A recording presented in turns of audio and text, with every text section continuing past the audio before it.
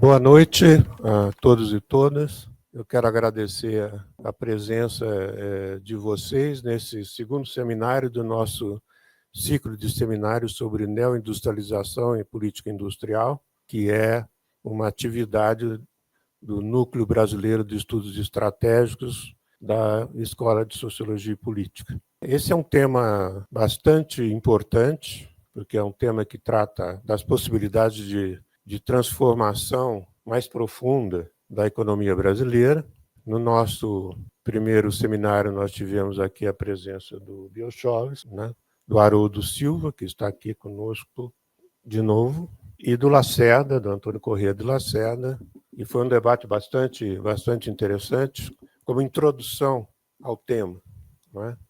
Hoje nós vamos tratar de uma questão mais específica, que é sobre o financiamento da política industrial. E para fazer esse debate sobre o financiamento da política industrial, que é um tema fundamental, porque sem recursos não há como levar e sustentar uma política industrial.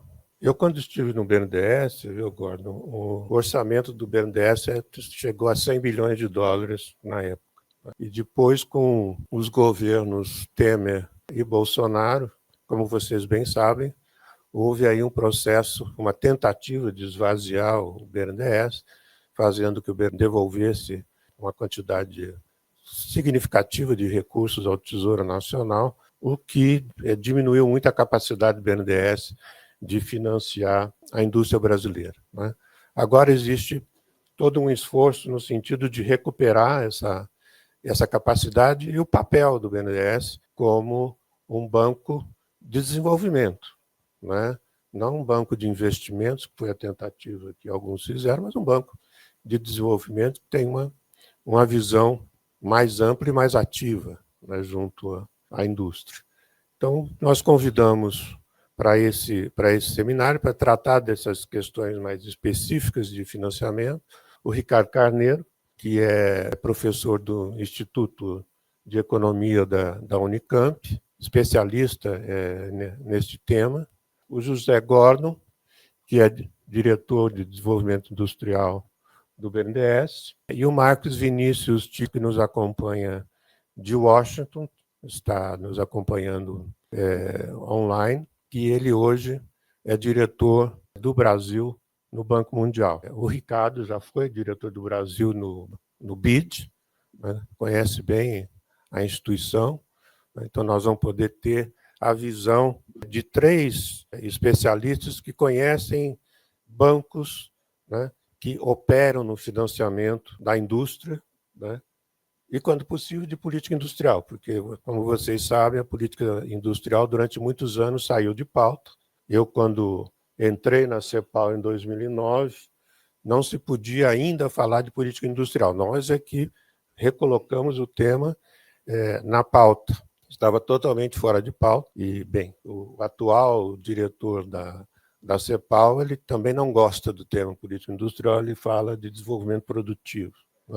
Mas, enfim, são maneiras de abordar o tema. O Ricardo vai começar a nossa palestra, então, por favor, Ricardo, ele vai fazer uma apresentação. Pessoal, boa noite a todos e a todas. Agradecer o convite aí do Prado e daqui da FESP, Centro de Altos Estudos do Brasil. Boa iniciativa, espero que prospere, Eu vou tentar fazer aqui umas colocações bastante gerais, alguns pontos críticos, para a gente tentar depois aprofundar e discutir, com um conjunto de informações que eu reconheço que não são tão extensivas e tão organizadas assim. Depois eu vou me referir a isso. Eu vou começar colocando algumas questões gerais.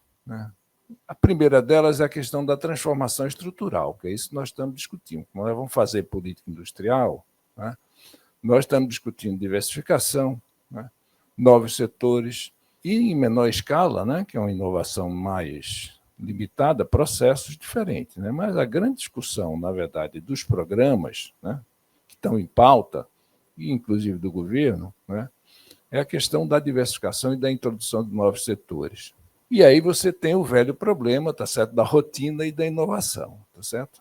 Você vai ter que enfrentar a questão, pelo menos a curto prazo, da rentabilidade, do risco que esses projetos envolvem e, de certa forma, da iliquidez desses projetos, né? Um grau, no fundo, você poderia resumir num grau de incerteza muito grande. Por isso que precisa Estado, por isso que o mercado não faz. A gente vai discutir isso, né, numa perspectiva do Brasil hoje, né? Há uma discussão mais geral, eu vou passar muito rapidamente por ela, que é a questão do financiamento da transformação estrutural, que é cada vez mais complicado, né? Se você olhar isso à luz da financiarização das economias, né, avançadas, é mais difícil porque você ampliou de uma forma muito significativa, inclusive pelo apoio da legislação, né, a questão da escolha de portfólio, por exemplo, que tem uma empresa, a escolha dos ativos, né?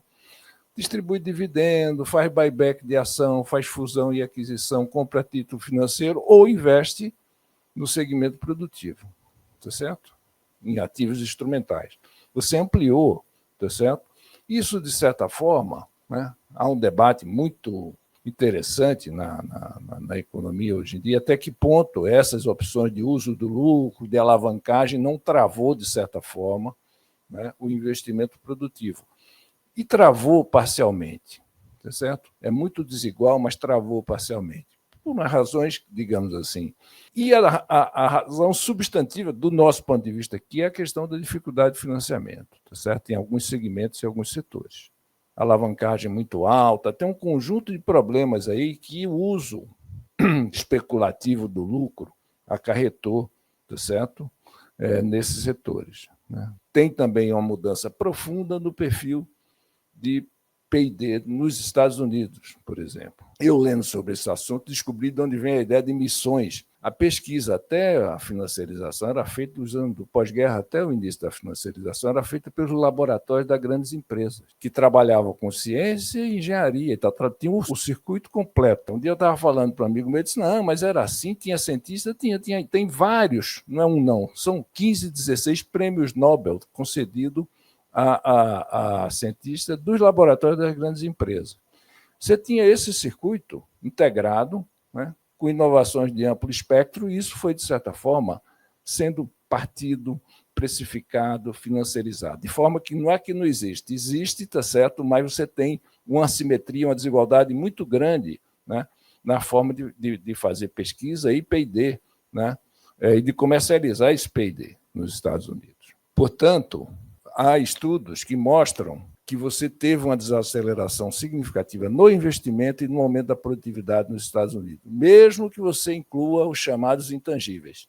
Significa uma certa perda de dinamismo. Ah, não, mas as Big Techs. Não, na Big Tech não teve, mas tem vários outros setores, nem tudo é Big Tech, tá certo? Onde você teve esse processo, tá certo? Do nosso ponto de vista, a questão do financiamento, ela é até mais complicada. Tem uma discussão mais teórica aqui, mas como é que você faz um financiamento de longo prazo se você trabalha, se a tua moeda é uma moeda inconversível? Ela é uma má reserva de valor, talvez até razoável do ponto de vista interno, mas do ponto de vista externo muito fraca, tá certo? Esse é o ponto que é central, né? Como você se cola no sistema internacional. A forma como você se cola, e nós fizemos isso, né? Um processo de abertura financeira muito significativo, criou para nós dois problemas que, no fundo, é um problema só. O problema dos juros e do câmbio. Um problema de patamar e de volatilidade. E isso é absolutamente decisivo para a questão do financiamento. Como é que você vai fazer o financiamento? Por quê? Porque as instituições financeiras, os bancos, etc., não só trabalham, né, pelo risco que você tem inerente da atividade de escasamento de prazo, que é isso que o sistema financeiro faz, tá certo? Você tem uma tendência ao curto prazismo e spreads elevados. Isso é uma coisa estrutural, está presente, e isso não foi a rigor superado na economia brasileira. Estamos vendo agora, né? Continuamos vendo essa história, né? A solução histórica para você contornar isso foi você arranjar um funding que não fosse de mercado, que não tivesse sujeito, no início, às injunções da inflação e depois essa volatilidade, tá certo? Que é típico da inserção financeira, né? A solução histórica foi o quê? Bancos públicos, fundos parafiscais e o endividamento externo. E a discussão um pouco hoje, né, mais geral, é se essa divisão do trabalho foi superada, se nós podemos contar, na verdade, com, digamos assim, novas formas de financiamento que tenham superado essa estrutura, tá certo? Que era uma estrutura que funcionou, eu diria, bastante bem, tá certo? Até certo momento. Muito bem, como é que nós vamos examinar a questão do financiamento, mas vamos examinar um pouco o que é que vai ser financiado, né? Nós não estamos tratando aqui do crédito bancário, digamos assim, para atividade, para capital de giro, etc., nem mesmo para a compra de certos bens duráveis, e muito menos caminhão. Nós estamos tratando de uma transformação estrutural que nós queremos fazer e financiar. Que transformação é essa, né? Você não consegue entender lendo só a questão da NIB, da nova indústria brasileira. Por quê? A questão do plano de transição ecológica ele é central. Então, são os dois programas, digamos assim, tá certo? Inclusive, um está imbricado com o outro. Há vários segmentos, projetos, programas e tal, que são simultaneamente de um e de outro. Qual é o mérito disso, né? O mérito é você enfrentar as duas questões, que são as duas questões-chave, tá certo? Que é a questão da energia, da forma de energia. Pode ler de várias formas, descarbonização, etc., mas é energia, certo? É a matriz energética, no fundo, né? Que está em questão, tá certo? E a questão da digitalização, porque esses dois processos eles são transversais, eles estão em tudo. Então, do ponto de vista de grande transformação, é isso que você tem que financiar, tá certo? São esses dois processos mais gerais. Então, o mérito, né? O mérito é você anunciar que você está preocupado com as questões que, de fato, são relevantes e que precisam ser tratadas. Quais são os problemas? Vou me deter um pouco nisso, né? É uma certa, eu não diria confusão, mas uma certa falta de coerência e de articulação entre objetivos, metas, instrumentos e o financiamento. O que eu estou dizendo, não é que não tenha nada importante, tem o objetivo geral importante e tem vários, né, aspectos que são super importantes, relevantes, etc. A questão não é essa. A questão é que não existe uma coerência como era necessário você ter, ou pelo menos, talvez eu esteja cobrando com ideias do passado, tá certo? A pergunta é o seguinte, conjunto da nova indústria brasileira, MIDIC, Plano de Transformação Ecológica, Ministério da Fazenda. Não faltou o Ministério do Planejamento nessa história, né? Não tem, né, um segmento de coordenação do governo que articule objetivos estratégicos que estão claros, objetivos específicos, programas, metas quantitativas, instrumentos e financiamento. Quando eu falo financiamento, eu não falo você ler um documento do governo, eu tenho bastante cuidado de ler todos para não fazer crítica fácil, né? E você tem ali uma carta de intenções, né, em vários programas, tá certo? Você tem recursos que são... Mas você não tem, como deveria ter um Ministério do Planejamento, né, um Banco de Desenvolvimento, usos, fundos e usos, tá certo? Os recursos. É isso que falta, né? Não tem metas quantitativas, tá certo? Alguns têm muito geral, mas não tem acompanhamento, tá certo? Então, você tem programas importantes, tá certo? Estratégia importante, tá certo? Mas você não tem uma coerência, né? E muito menos mecanismo de avaliação, tá certo? Eu estava lendo a política industrial, o balanço do MIDIC. Aí eram 300 bilhões, já viraram 500 e tantos, mas de onde vem o dinheiro? Está sendo aplicado? Qual é o ritmo, tá certo? Qual é o cumprimento da meta? Não estou dizendo que coisas não estejam sendo feitas, estão sendo, tá certo? Mas é complicado você ter uma avaliação sistemática sobre esses dois eixos que são fundamentais. Muito bem, andando mais um pouco, eu corro o risco aqui de falar demais.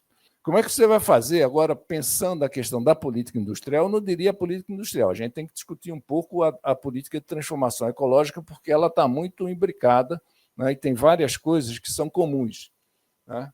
Você tem duas grandes divisões de instrumentos. Instrumentos que envolvem desembolso, renúncia fiscal, etc., que envolve dinheiro, tá certo? E instrumentos regulatórios. Nós vamos pôr um pouco o olho, tá certo? Na questão, o que é que organiza isso, na verdade, o que é que pode ser o limite, né? Como é que a gente vai tratar? Porque isso é uma listagem. Os documentos estão muito cheios de listagens, boas, mas são listagens. O que é que pode organizar esses instrumentos? Quais são os limites? Tá? Os regulatórios, Você faz compra do governo, estabelece um limite para comprar, ou cria uma regra de patente nova. Isso aí não tem custo, a não ser a organização, é regulatório. Mas as intervenções de empréstimo, subvenções, tributário, participação acionária, investimento público, né? Tudo isso tem, de certa forma, né, envolvimento de recursos, né, privados e públicos. E é por isso que a gente precisa organizar isso aqui, né? Eu organizei isso aqui numa pequena matriz, onde você tem fontes de financiamento, né? Você tem público, privado, tá certo? E doméstico e internacional. E aí eu destaquei, né, aqui alguns casos, não vou fazer uma coisa extensiva, porque tem muita coisa, muito programa, muito instrumento. Eu tentei organizar isso para mostrar que tipo de restrição você tem em cada um dessas casinhas aí, tá certo? No investimento público doméstico, no investimento privado doméstico, tá certo? No investimento internacional público e no internacional privado. Essa matriz dá conta do conjunto, pelo menos boa parte do conjunto do que é o financiamento, né, para a transformação estrutural. E aí eu destaquei alguns aspectos e vou fazer no final uma breve consideração sobre a questão do BNDES, porque o BNDES é quem tem mais organizado a sua intervenção, tá certo, nesse processo. Por tradição e tal, e porque foi atribuído a ele, tá certo, um conjunto de tarefas importantes, né? Então, destacando, né, porque aqui é o seguinte, você tem recursos fiscais, parafiscais, você tem esse conjunto, é um conjunto muito grande de recursos, né? Então, no doméstico público, você tem recursos fiscais, parafiscais e investimento de estatais. Privado, mercado de capitais e bancos privados. No internacional, tem os fundos públicos, tem os bancos multilaterais, certo? E no privado, você tem os fundos e bancos privados. Cada tema desse, eu vou destacar um aspecto que me parece importante, certo? Para mostrar que tipo de restrição você tem ao avanço do financiamento. Porque nós não estamos discutindo uma atividade rotineira, nós estamos discutindo um programa de transformação estrutural, tá certo? Então, na questão do financiamento doméstico público, quais são as restrições? O arcabouço e as metas fiscais. Entra por várias partes, tá certo?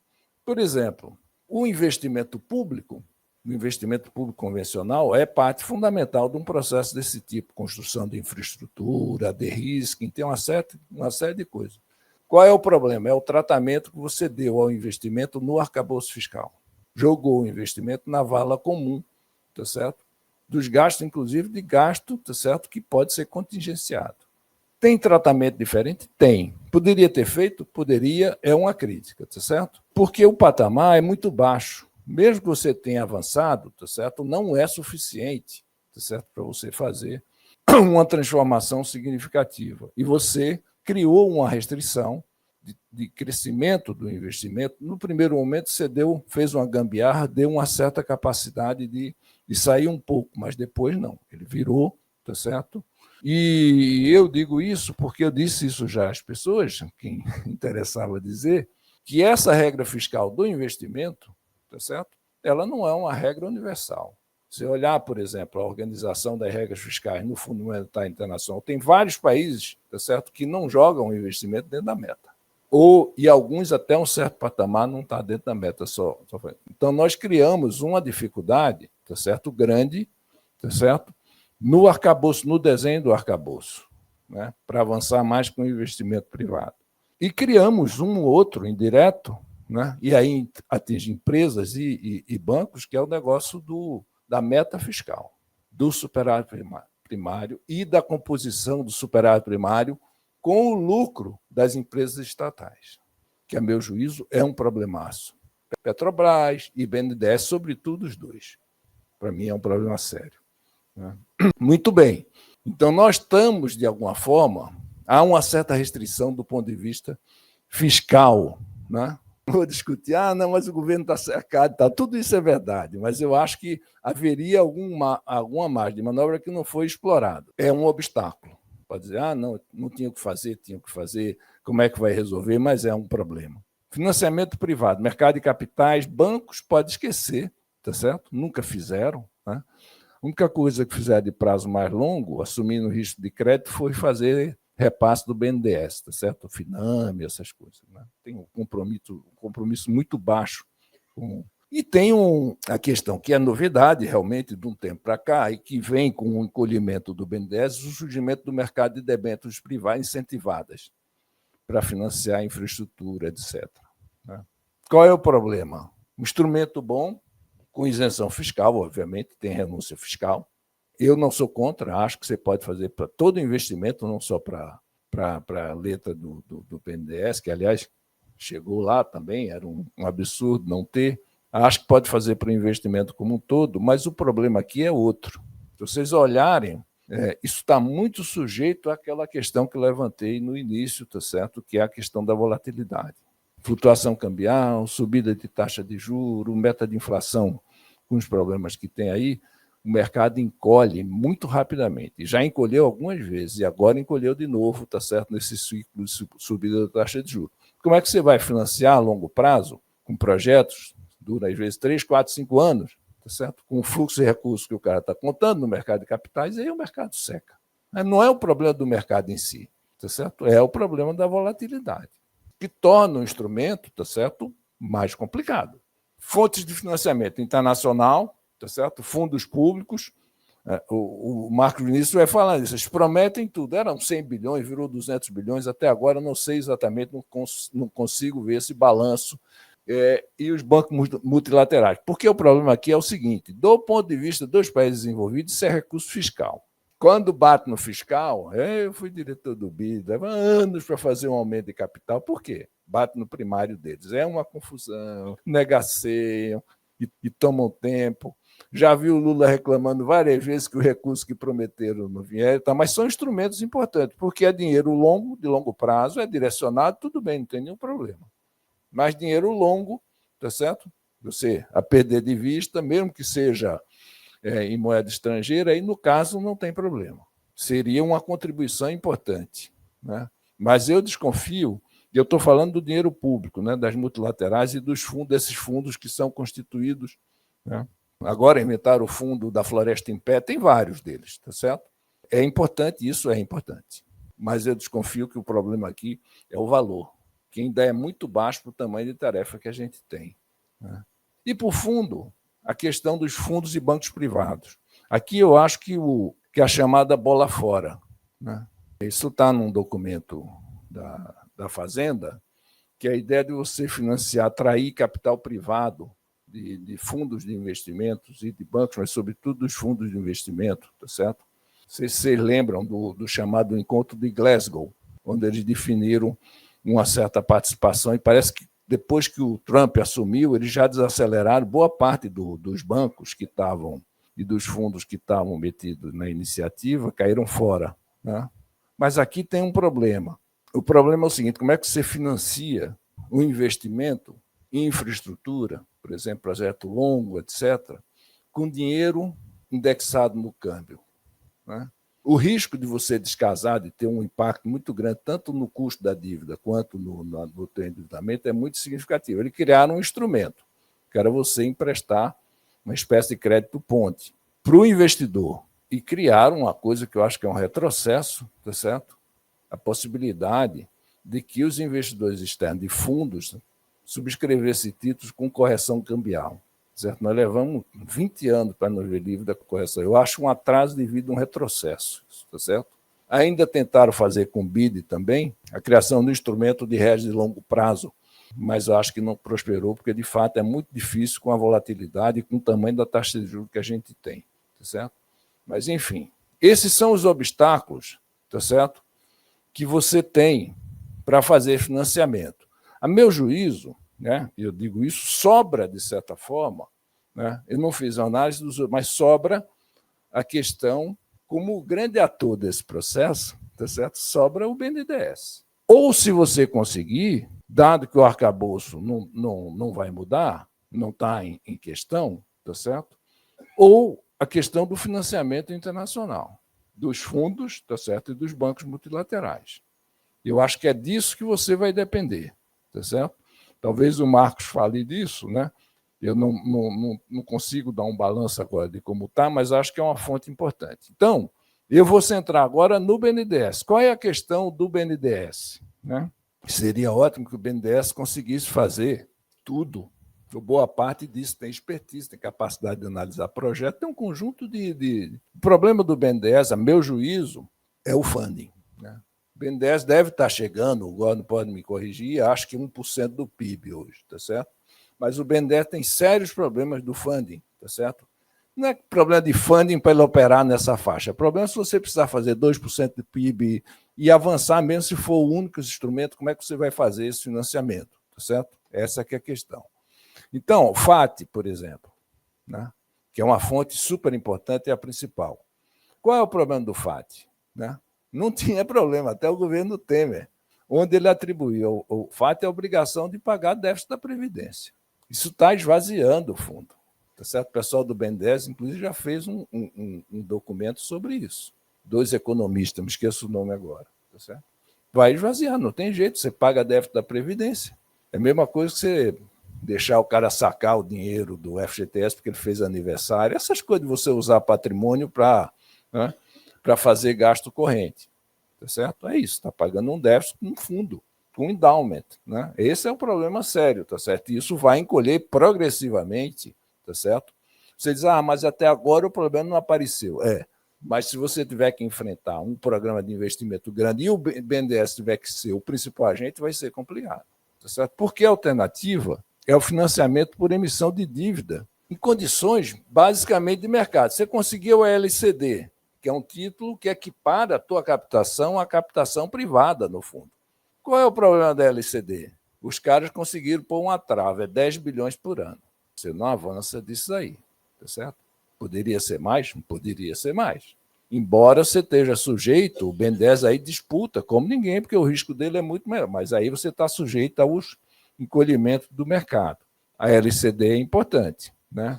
Organismos internacionais também é importante. Eu acho que aí não precisa nem tirar o risco cambial, porque é como 30 anos, 20 anos, carrega na carteira, é importante. Os títulos, o Fundo Clima e vários fundos, na verdade, que o BNDES pode administrar. Tá certo? Eu acho que são instrumentos também importantes. Você tem um conjunto, né, de transformações aí, né, que podem fazer o banco aguentar essa perda, tá certo, do funding do FAT.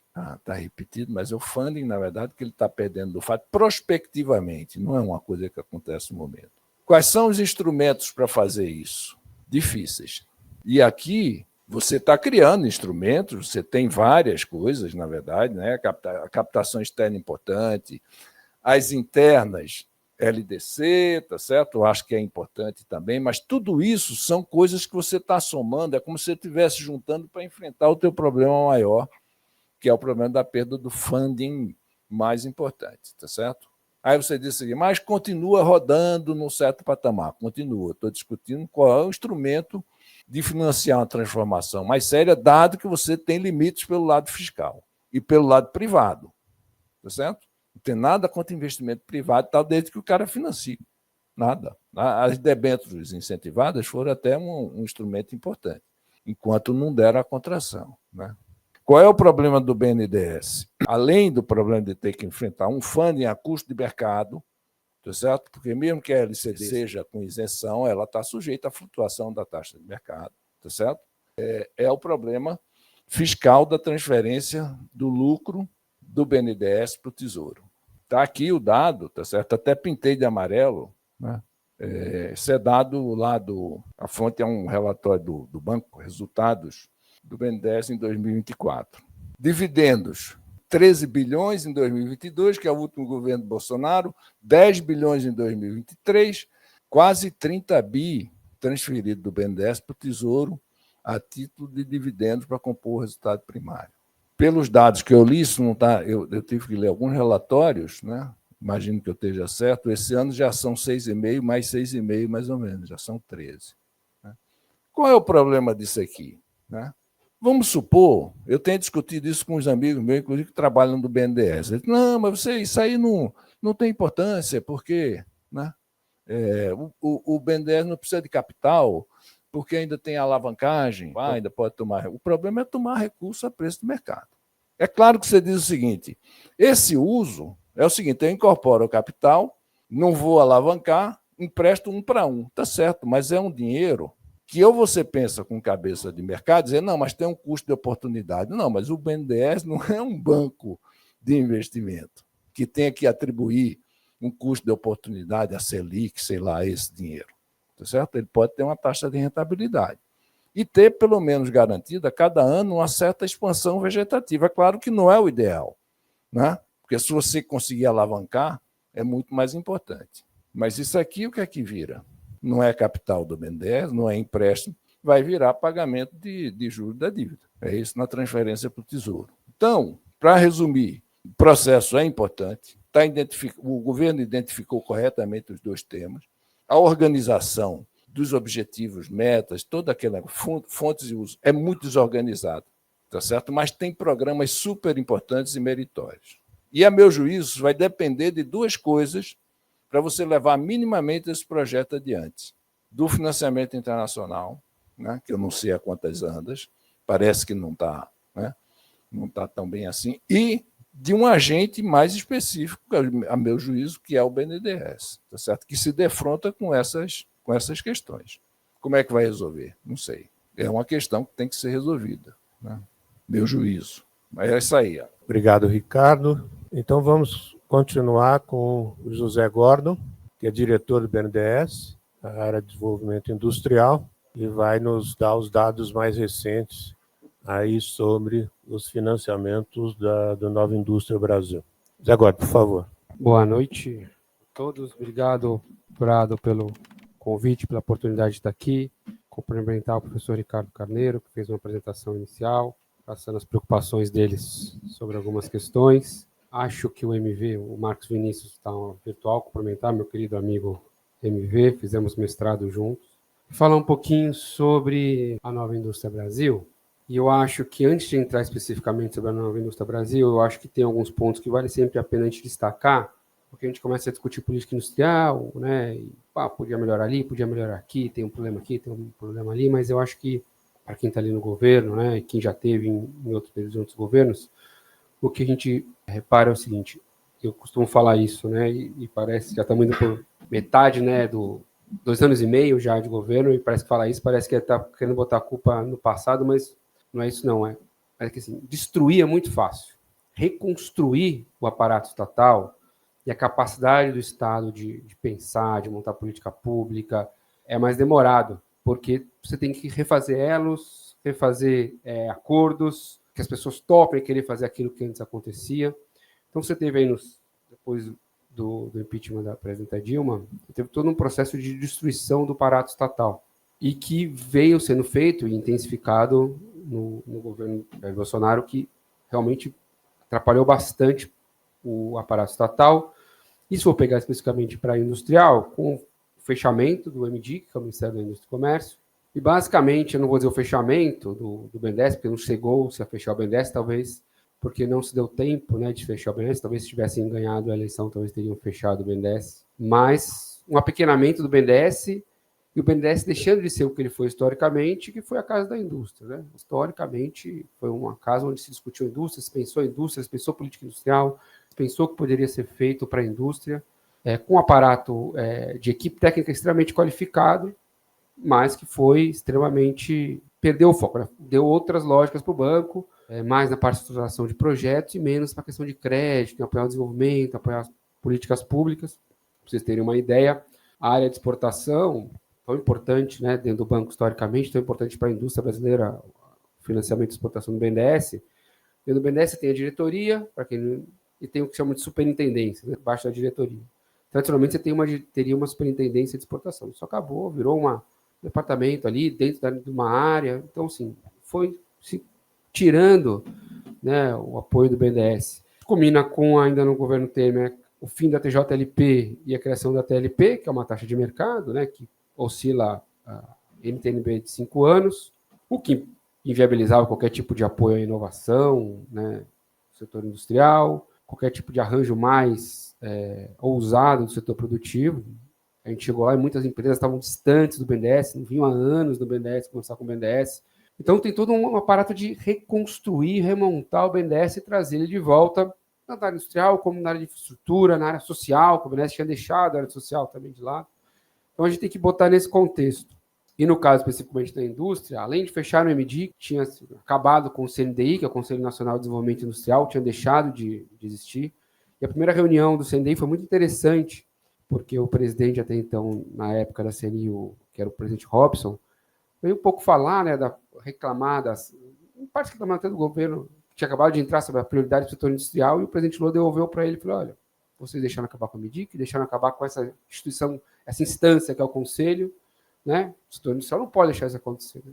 E aí, até conversando aqui com o Haroldo antes, vocês imaginam que o agro ia deixar acabar com o Ministério da Agricultura? Jamais, né? Então, esse momento de destruição de todo o aparato de apoio à política industrial e toda a criminalização que se faz à política industrial no Brasil, historicamente, né? No Brasil, historicamente, criminaliza falar em política industrial, falar do apoio à indústria. Quando a gente lançou a política industrial, eu fiquei os 15 dias seguintes indo para a mídia ter que tentar explicar por que tinha que ter política industrial, por que o BNDES tinha que apoiar a indústria, por que era importante. Nesse caso, tivemos a sorte da indústria da CNI sair em levante dela mesma, né? Porque às vezes eles nem fazem, mas saíram levantes deles mesmos para se defenderem. A própria BIT ali, Haroldo, saíram defendendo a indústria. Então, tem um contexto que a gente coloca, que a gente precisa entender que é um processo de reconstrução, mesmo passando 2 anos e meio, que tem coisas que são mais difíceis de você conseguir mudar. E eu vou falar de algumas coisas sobre isso conforme eu for fazendo a apresentação. Então, começando aqui, só para lembrar vocês, o professor Ricardo já tocou nisso, né? Foi lançada as missões do CNDI, são as 6 missões. Essas missões foram elaboradas por 20 ministérios, mais o BNDES, 21, incluindo o Ministério do Planejamento, o professor estava fazendo parte, todas validadas por todos os ministros, por todos os secretários executivos, discutido exaustivamente, meta, ano a ano, existe para cada uma das missões, tem um documento mostrando como se construiu cada uma dessas metas, para chegar, como se parametrizou para as metas de 26, as metas de 33. Então, isso é interessante, que não são metas só de governo, mas nós tentamos criar metas de Estado, né, botando metas até 33, mas, obviamente, com metas até 26. E foi tudo padronizado, discutido com os ministérios, cada validação, cada lançamento de cada uma das missões voltavam a ter reuniões exaustivas para discutir as metas e também discutida com a sociedade civil. Além disso, tinham mais outras 21, além das 21 instituições de governo, tinham 21 instituições oficialmente, a sociedade civil, o setor empresarial, o setor acadêmico, e além dos que eram convidados para discutir. Então, começou com essas missões, que tem metas estabelecidas. Depois, cada uma dessas missões foram estabelecidas 3 cadeias estratégicas, e aí tem grupos dessas cadeias que estão constantemente se reunindo para discutir ações específicas, e tem reuniões estratégicas para discutir. Eu não vou ficar entrando nesse mérito de cada um. E, então, criou-se depois disso, uma das coisas que foi criada foi o que a gente chama de Plano Mais Produção. Em 2003, o presidente Lula criou o Plano Safra e a LCA para o setor agro. No terceiro mandato dele, ele acaba de criar o que a gente está chamando de Plano Mais Produção, que é como se fosse o Plano Safra para o setor industrial, e também foi criada a LCD. Então, ele começa a se fazer, mais ou menos, criar algumas lógicas estratégicas para o setor produtivo. O Plano Mais Produção não é nada mais além do que o financiamento e organizar o financiamento do setor industrial. Isso pode parecer pouca coisa, mas eu vou dar alguns exemplos para vocês para explicar a importância disso. Tem ali, inicialmente começou com 300 milhões e era só BNDES, FINEP e Embrapi. Depois agregou-se Banco do Brasil, Caixa Econômica, Banco do Nordeste, Banco da Amazônia, todos, e aí hoje nós estamos com mais ou menos 643 bi focados para a indústria. O próprio BNDES, que inicialmente começou com uma meta de 250 bi, nós já estamos com a meta de mais de 300, porque a demanda tem sido maior, nós estamos vendo poder fazer mais, novos instrumentos chegando. Mas por que é importante isso? A primeira coisa, para quem faz política pública, é coordenação. Você conseguir coordenar todos esses bancos públicos para trabalhar em conjunto com objetivo comum não é fácil, não é trivial e nunca foi feito. Então, nós temos reuniões constantes de todos esses bancos públicos discutindo a política industrial, como fazer, como chegar. Me parece uma coisa, coisas que a gente não percebe, mas que fazem toda a diferença. Existe uma coisa chamada CFI no BNDES, que é Certificado FINAME. negócio chamado CFI, mas trazendo para o linguagem popular, é o conteúdo local. Tudo que o BNDES financia, né, as máquinas, equipamentos, tudo o BNDES exige que tenha conteúdo local. Tem alguns com mais conteúdo local, coisas com menos conteúdo local, mas isso você garante que um banco público vai estar financiando algo que seja produzido no Brasil. Em alguns casos, nós também vamos fazendo ano a ano, aumentando o nível de conteúdo local. Isso faz parte de uma política industrial, de certa forma, até pouco vista pela mídia tradicional, né? Até bom, porque eles não ficam criticando. Mas o que a gente percebeu?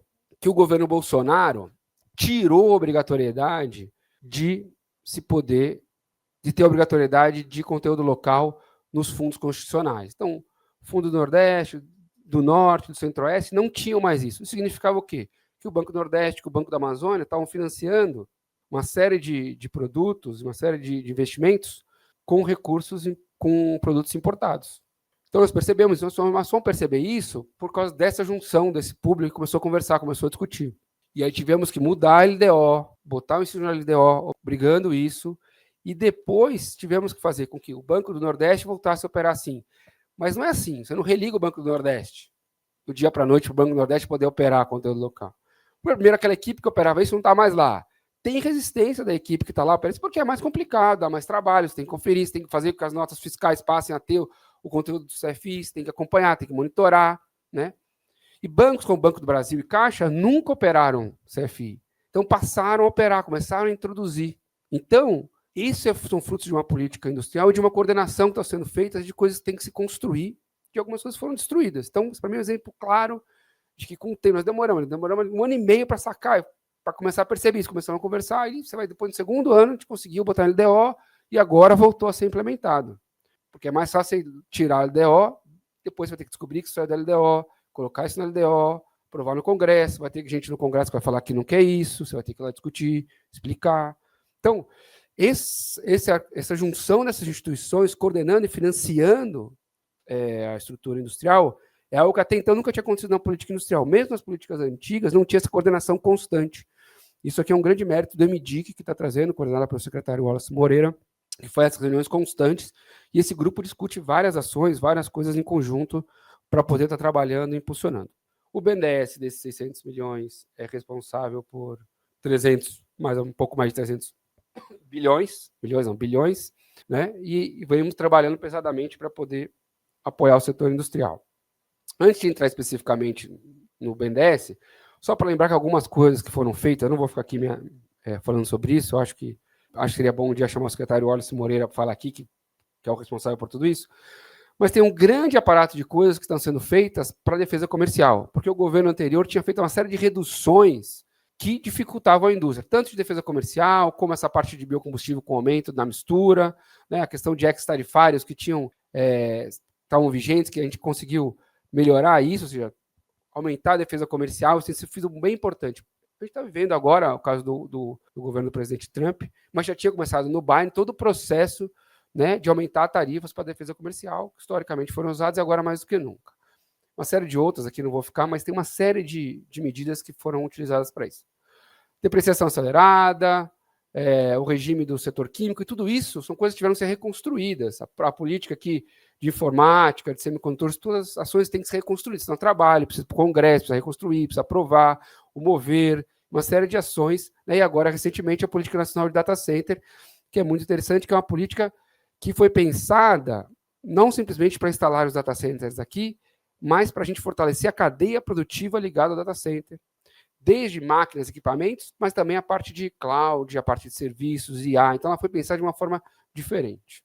E aqui um pouquinho do BNDES, entrando aqui agora mais aprofundado no que eu vou falar, sobre aqueles 300 bi, nós já fizemos da nossa meta 248 bilhões, desses são 238 de crédito, o restante é de equity, ou seja, já cumprimos 80% da nossa meta, e nós temos uma página lá no site do banco, onde tem todos os projetos aqui, por estado, por missão, tudo divididinho por porte, dividido nos 4 eixos estratégicos, né, produtividade, exportação, inovação e verde. Então está tudo lá colocado, você consegue ver por estado, o BNDES tem tudo muito bem transparente. Mas isso aqui também existe o painel do governo federal do MDIC. Então, todo o financiamento que já foi feito no âmbito de Banco do Brasil, Caixa, Banco do Nordeste, tem um painel desse do MDIC que dá transparência para todas elas. O painel está disponível, qualquer um pode acessar, você vai saber onde foi colocar o recurso, quais empresas, qual o projeto. Isso é fruto daquela coordenação que eu coloquei anteriormente, mostrando exatamente, então quem quiser pode acessar. E eu acho que isso é bem importante da transparência que está sendo feito. E eu vou pegar alguns destaques. O primeiro destaque é esse aqui, o apoio à inovação. O ano passado, o ano de 2024, foi o ano de maior apoio da história do BNDES à inovação. E isso foi fruto de uma decisão do governo do presidente Lula. Vocês vão lembrar que eu falei aqui que no governo do presidente Temer acabou com a TJLP, colocaram a TLP, que era a taxa de mercado. As primeiras medidas que foram mandadas para o Congresso Nacional foi criar uma taxa diferenciada para o BNDES para apoiar a inovação, que é uma taxa chamada TR, que é a taxa de referência. É uma taxa que hoje deve estar em 1,8% ao ano, para poder apoiar a inovação. Então, teve uma decisão política de mandar para o Congresso Nacional essa aprovação dessa taxa para apoiar a inovação, o que fez a gente conseguir fazer esse impulso e colocar de forma muito estratégica e prioritária no BNDES a agenda de inovação. Aqui cabe destacar, né, tinha se acabado com a diretoria industrial no BNDES, não existia mais uma diretoria industrial no BNDES, com o presidente Mercadante recriou essa diretoria industrial e botou-se também no nome inovação. Pela primeira vez na história do BNDES tem o nome de inovação numa diretoria, isso dá importância e relevância para a inovação, e provavelmente esse ano tudo indica que a gente deve bater o ano passado, né? Isso são algumas projeções, eu espero chegar a algo em torno disso esse ano do apoio à inovação. Então, isso mostra de uma decisão estratégica do governo de que inovação é prioridade. Vai inovação no setor produtivo, é importante e estratégico. Também foi o ano, né, sem perguntar sobre pequenas empresas, o ano recorde de apoio à inovação das pequenas empresas ano passado. Esse aqui ainda não tem projeção, esse aqui já foi, mas não tem a projeção, mas foi o recorde também, então também estão apoiando a inovação e digitalização das pequenas empresas. E esse aqui eu gosto de colocar porque ele mostra a soma do que o BNDES, FINEP e Embrapif estão fazendo. Isso mostra que existe uma decisão de governo de que inovação é importante e estratégica. Esse valor aqui é inovação para o setor industrial. Eu não estou falando de dinheiro para a academia, para a ciência, para as universidades, que aí é outro recurso que a FINEP administra. Estou falando de dinheiro para a inovação no setor empresarial, para a gente ter uma indústria inovadora. Isso aqui é fruto daquela decisão que eu falei do governo de ter a TR para o BNDES e também de uma decisão do governo de não contingenciar os recursos da FINEP. A FINEP recebe seus recursos do Fundo Nacional de Desenvolvimento Científico e Tecnológico. Tradicionalmente, o governo mordia esses recursos para fazer superávit e tomou essa decisão que não iria mais fazer isso. Então, a FINEP passa a ter recursos para apoiar a indústria brasileira, recursos não reembolsáveis, inclusive, né? Que não precisam ser devolvidos, seja subvenção ou não reembolsável, e o crédito também. Isso mostra uma decisão clara política de que inovação é importante, que de indústria é importante. E aí, né, para quem é economista como eu, né, e da linhagem mais neo-schumpeteriana, que é o meu caso, uma das coisas mais importantes para uma empresa na atividade de inovação é que ela insira na estratégia dela a inovação, que seja algo rotineiro, não seja simplesmente só um projeto específico que ela faz ali, mas que isso se transforme em rotina da empresa, que isso vire algo do dia a dia dela, na estratégia dela, né? Claro, fazer um projeto bacana, mas a gente quer que isso seja parte da estratégia da empresa. E para a empresa inserir isso na estratégia dela, por mais que muita gente tende a falar que é só o mercado, na verdade, isso vai depender muito das fontes de financiamento que ela vai acessar. Não só das fontes de financiamento que ela vai acessar, mas saber os montantes que vão ter, os volumes que vão ter e se isso vai ser estável. Porque se isso faz assim também, ele também retrai. Então, eu tenho conversado com várias empresas e algumas contam, né? Eu fazia projeto de P&D, algumas dizem, eu estou dobrando meu investimento em P&D e falam, estou trazendo isso para a minha estratégia, botando na minha estratégia de empresa. Inclusive, vamos fazer um novo centro de P&D. Então, tem casos como esse. Tem casos de empresas multinacionais que, pela primeira vez, trouxeram um dos seus centros globais de P&D para o Brasil, para fazer P&D no Brasil, em função da política industrial.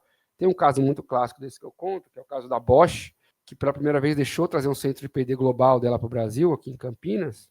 E quando o Brasil começou a disputar isso, a Índia e México foram atrás e começaram para colocar recursos também. Teve uma disputa global. A Alemanha não queria perder, México queria trazer, Índia queria pegar, e a gente conseguiu trazer isso para o Brasil. Inclusive, o presidente Mercadante, o presidente Lula estiveram lá. Então, por quê? Porque tem uma política industrial estruturada, organizada, bem feita, que olha para isso. Nós abrimos, eu vou mostrar um edital que a gente abriu para vocês, para fortalecimento e atração de centros P&D. Agora, você espera que... Isso aqui está sendo feito, esse montante, há 2 anos. Nós estamos indo para o 3º ano. O Brasil não vai virar a China, nem a Coreia em 3 anos. Isso aqui tem que ser feito por anos. Mas a gente já vê a mudança do setor empresarial buscando esses recursos, indo, em casos como eu tenho contado, de empresas botando isso de forma rotineira e estratégica na sua empresa. Então, é esse tipo de coisa que, quando a gente tem um recurso estável, as empresas sabem o que vão ter, muda a estratégia da empresa, muda a rotina da empresa e muda a aversão dela ao risco. Ela passa a querer correr risco, né? Por exemplo, que da inovação é inerente, claramente. Um outro fundo importante é o Fundo Clima. O Brasil tem uma possibilidade muito grande de ser um grande líder dessa agenda verde de desenvolvimento de tecnologia. Seja na parte de motores, e o que a gente tem visto muito ainda na agenda de inovação, é que o Brasil tem se tornado um grande hub para desenvolvimento de motores híbrido, né, flex, com etanol e elétrico, alguma coisa de elétrico ou etanol, seja para a agroindústria, né, então motores, caminhões com motores a etanol, biometano, seja nos motores tradicionais dos carros ali com híbrido. Então, empresas vindo aqui, a Toyota recentemente anunciou um investimento de 12 bi da fábrica dela aqui de Sorocaba, né, para ser o hub global dela, dos carros híbrido flex dela, né. A ideia é exportar para a Índia, para os Estados Unidos e para a região aqui, e desenvolvimento desses motores sendo feitos aqui. Então, empresas do setor automotivo têm colocado no Brasil o seu hub para desenvolver esse tipo de tecnologia, em grande medida por causa do etanol, e também por causa da demanda que o agro está tendo de ser sustentável e usar motores a etanol, então vem desenvolver aqui essas tecnologias. E o Fundo Clima, esse fundo tem, o que a gente tem visto, é uma grande demanda para esses recursos. Não é um fundo que até antes do governo do presidente Lula era muito baixo, passou a ser um fundo ano passado de 10 bi, esse ano é um fundo de 14 bi, pode ser que chegue a 18 bilhões, e aí investindo em energia renovável, né, solar, eólica, muito investimento em biocombustível. Hoje a gente tem visto um grande crescimento e coisas interessantes, né? Hoje eu estava até dando uma entrevista sobre isso. O setor agro, em alguns estados, por exemplo, o estado de Mato Grosso, eles têm claro que eles chegaram no limite do que eles podem ser do agro. E eles precisam partir para a industrialização. Obviamente, eles vão partir para a industrialização daquilo que está perto deles, que é o biocombustível, que é a indústria de alimentos. Então, eles estão olhando muito isso. Então, eles estão investindo e partindo para a agregação de valor do biocombustível, muito, né? Tanto que o Mato Grosso está crescendo muito, muito ligado à agenda do etanol de milho, que é safrinha, né? Que é interessante, porque não tem, por exemplo, diferente dos Estados Unidos, que o etanol de milho não é safrinha, então ocupa a terra, tem toda essa discussão na Europa que não deixam usar o etanol de milho americano, aqui não tem problema por causa do impacto ambiental. E ainda tem uma coisa muito interessante com o etanol de milho, que ele produz uma coisa chamada DDG, né, que é o alimento do gado. Esse alimento do gado proporciona com que o gado possa ficar em confinamento. Se o gado fica em confinamento, sobra a área, essa área pode ser mais plantada, ou seja, você diminui a necessidade de expandir áreas para plantar. Então, você agrega valor com biocombustível, gera o DDG, que é alimento para o gado, confina o gado, sobe espaço para plantar mais, não precisa desmatar. Então, tem toda uma agenda ligada ao biocombustível. E que caminha depois para a agenda seguinte de agregação de valor, que eu vou mostrar um pouco depois, que é de combustível sustentável marítimo e combustível sustentável de aviação, que o Brasil tem um grande potencial. E essas empresas exatamente do etanol, junto com as de óleo e gás, que estão comandando essa agenda. Mas tem uma agenda muito forte de descarbonização também do setor siderúrgico e de algumas outras empresas bem interessantes que esse novo Fundo Clima está pretendendo, pode fazer, e aí também com taxas diferenciadas. Aí, como é um fundo parafiscal, ele tem uma taxa de 6,5% ao ano, bem atrativa para o apoio ao setor. Alguns destaques que eu gosto de fazer, o setor de saúde, então aqui eu gosto de mostrar isso aqui do setor de saúde. Ano passado foi o ano de recorde de apoio do setor de saúde, né? Mais de 575 novos medicamentos. Nós apoiamos o setor de saúde, mas vem crescendo de forma muito interessante, né? Saímos do genérico, fomos avançando, e hoje a gente tem uma indústria de saúde que realmente vem investindo em inovação, em desenvolvimento de tecnologia, agregando valor. Você vai nessas empresas EMS, Altaia e várias outras, elas estão com laboratórios de P&D, fazendo pesquisa e desenvolvimento no Brasil. Uma coisa muito interessante que a gente tem visto, muito deles desenvolvendo e passando a produzir IFA, né, que é um insumo do setor de saúde, que anteriormente nós tivemos um momento, a pandemia, e viu uma necessidade de importação disso de China e Índia, e como isso é um problema. Então, essas empresas começando a produzir os IFAs aqui, desenvolver IFA aqui no Brasil, desenvolver tecnologia no Brasil, e algumas tecnologias para câncer, para HIV, coisas realmente inovadoras. Então, nós temos uma indústria nacional investindo em inovação, né, e podendo aproveitar esse momento de BNDES, FINEP, com recursos para poderem correr esse risco e avançar. Então, isso é muito interessante, gerando emprego, expandindo capacidade produtiva. O setor de biocombustível, como eu já falei, que também vem crescendo fortemente aqui, o Brasil tem um grande potencial. A volta do setor automotivo, né, que tinha despencado, está voltando. O setor automotivo, 2 coisas chamam a atenção. A exportação, está exportando muito, usando o Brasil como hub de exportação, e também o desenvolvimento dessa parte de motores, a etanol e híbrido flex. Então, a volta no setor automotivo, isso soma-se ao mover, que é a política automotiva também no governo federal. Começando a ter algumas coisas de inteligência artificial, nós estamos vendo o Brasil começar a rodar inteligência artificial, nós já temos aqui em crédito 1,4 bi, mais 700 milhões em investimento em participação em startups do setor, ou seja, a inteligência artificial começando a ser utilizada. Aqui, algumas áreas que chamam a atenção no Brasil, onde está entrando IA, né? Setor financeiro, usando muito IA, setor de saúde, usando muito inteligência artificial, e o setor de serviços. É muito interessante ter visto muitas empresas que desenvolvem esses programas de gestão para as pequenas empresas e pequenos negócios, usando IA para melhorar o processo de gestão dessas empresas, de concorrência, de geração de emprego, que eles vendem isso para as pequenas empresas e melhoram a capacidade de gestão. É uma coisa muito interessante, algumas coisas bem interessantes, revolucionárias que os caras têm feito usando IA, empresas nacionais desenvolvendo isso, que depois vendem para os pequenos negócios, para que eles possam implementar isso e melhorar a sua capacidade de gestão e etc. Isso é bem, bem interessante. O Brasil tem essa característica. E alguma coisa começando a chegar de data center também. O FUST aqui eu sempre gosto de destacar, né? O FUST são 2,4 bi, o FUST é o fundo de telecomunicação. Esse fundo foi criado há 23 anos e nunca tinha sido utilizado. Ele sempre foi utilizado para pagar, para ajudar no superávit. Pela primeira vez ele foi utilizado e para levar conectividade. Então aqui ele também tem um site com transparência. Essas bolinhas aqui, todos os lugares, né? São mais de 1.000 municípios onde a gente levando conectividade. Tem uma grande concentração aqui na região Nordeste, onde tem muita necessidade. São muitos pequenos e médios provedores, e teve uma grande concentração aqui no Rio Grande do Sul por causa da tragédia que teve lá, então a gente ajudou a reconstruir. Mas isso é muito interessante, assim, teve aqui na Tocantins, teve um projeto muito interessante que levou a conectividade para a escola e os alunos contando, né, fez com que o aluno pudesse participar da prova de Olimpíada de Matemática, ganhar a medalha porque teve essa conectividade chegando, o aluno com deficiência conseguiu acessar a escola melhor, a internet, então são mais de 500 regiões periféricas, de favelas, recebendo conectividade de 5G. Então, é um instrumento muito poderoso, né, que antigamente o presidente Lula fez luz para todos, e agora levar conectividade é tão importante quanto. Né? A parte de exportação, custa sempre lembrar, né, o BNDES foi historicamente importante, apoiou ao longo da sua história aí, mais de 100 bilhões em exportação do setor industrial, grande parte voltada em bens de capital, uma parte ligada a serviços de engenharia, onde gerou toda aquela bobagem de que o BNDES financia países, o seu BNDES não financia país nenhum, né? O BNDES nunca botou dinheiro em nenhum país, e só deixou de financiar esse tipo de serviço de engenharia, o que prejudicou, na verdade, o país, a engenharia, o emprego brasileiro, porque quando o BNDES financia uma empresa de engenharia que vai estruturar uma obra naquele país, né? Ela leva junto máquinas, equipamentos brasileiros, nesses 10 bi aqui são mais ou menos em torno de 10 bi de serviços, de dólares, 35% disso são máquinas, equipamentos, produtos brasileiros.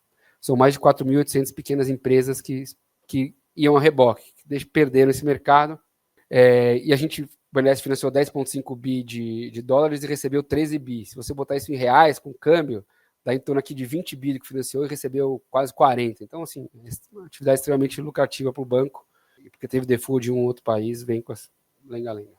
A volta, né, do BNDES aí, no geral, à exportação, então teve essa queda, como eu expliquei, né, período em que basicamente se fechou a área de exportação do BNDES, e agora nós estamos voltando a apoiar, por enquanto, só em bens, não estão apoiando serviços, tem um projeto de lei no Congresso que está andando, que pode voltar a apoiar a exportação de serviços, mas é muito importante, né? Os dados são mais ou menos o seguinte, para vocês entenderem a dimensão. Em torno de 90 países têm instituições semelhantes ao BNDES. E aí eu estou falando dos Estados Unidos, Canadá, Suécia, França, Coreia, China, todas essas instituições que apoiam a exportação dos seus países, seja de bens ou de serviços. Se você pegar a média do apoio público ao financiamento à exportação no mundo, dá em torno de 8%.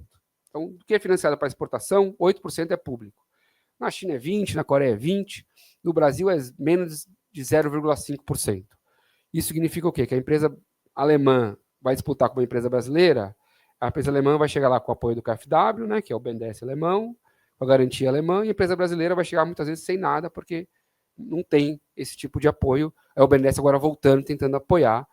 Quando você vai disputar com uma empresa chinesa, eles chegam com produto chinês, com financiamento chinês, com garantia chinesa. A empresa brasileira estava chegando só com a empresa brasileira, ou seja, perdia a competitividade. Então, por isso é importante ter um banco de desenvolvimento para ajudar nisso.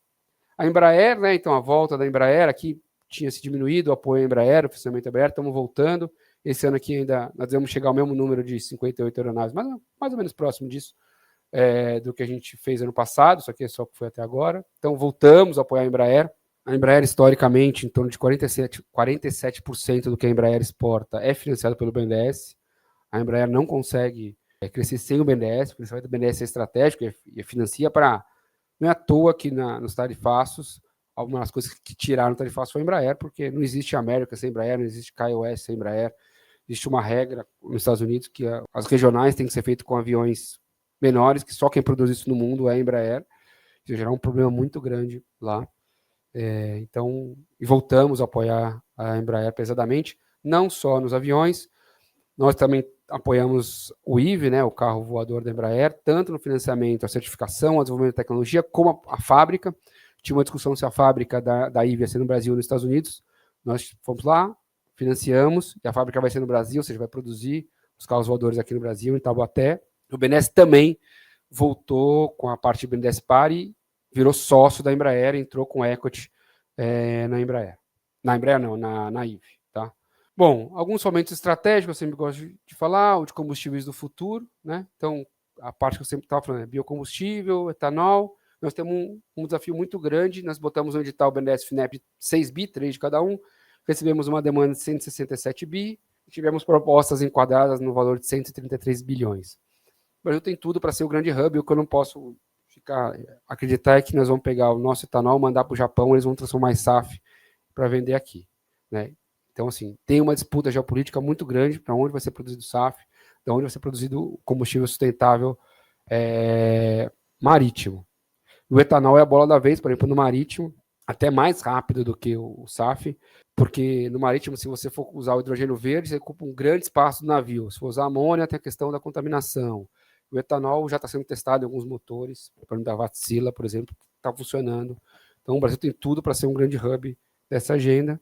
E para o SAF também tem algumas questões geopolíticas colocadas, as tensões do Trump tirando todo o apoio para a questão de combustível sustentável tem já de uma certa atenção, e a falta de regulamentação na Europa, então isso tem postergado alguns investimentos, mas tem muita empresa interessada em fazer isso no Brasil. A mesma coisa para a transformação mineral, e aqui é agregação de valor, não é exploração, mas é agregar valor na parte de refino, na parte de baterias, então nós fizemos um edital, no final ficamos com, isso aqui está errado, são 50, não são 10 bi não, são 124 propostas iniciais com 85 bi, aí nós ficamos com 88 propostas no final, com 50 bi de propostas que nós estamos analisando. Aqui tem um desafio de banco de desenvolvimento, que é uma parte dessas empresas são junior companies, são empresas pequenas, que não têm garantias, então nós estamos pensando como é que a gente vai estruturar, pensar no fundo garantidor, isso é parte do processo de construção de uma agenda de futuro. Né? Centro de P&D, em função daquela que eu contei da Bosch, nós abrimos um edital para atração de centro de P&D, o fortalecimento do centro de P&D, BNDES FINEP, colocamos 3 bi, recebemos uma proposta de 57 bilhões de projetos, 618 projetos, desses 400 eram de pequenas empresas, que inicialmente estariam fora. Já vou explicar o que a gente vai fazer. Nós aprovamos 88 projetos de grandes empresas, que são 10 bi. Então, nós estamos aqui analisando 10 bi de projetos, com mais quase 1.000 pesquisadores envolvidos, que nós já vamos apoiar. Esses 400 projetos de pequenas empresas, nós estamos montando uma ação específica com a FINEP para apoiá-los.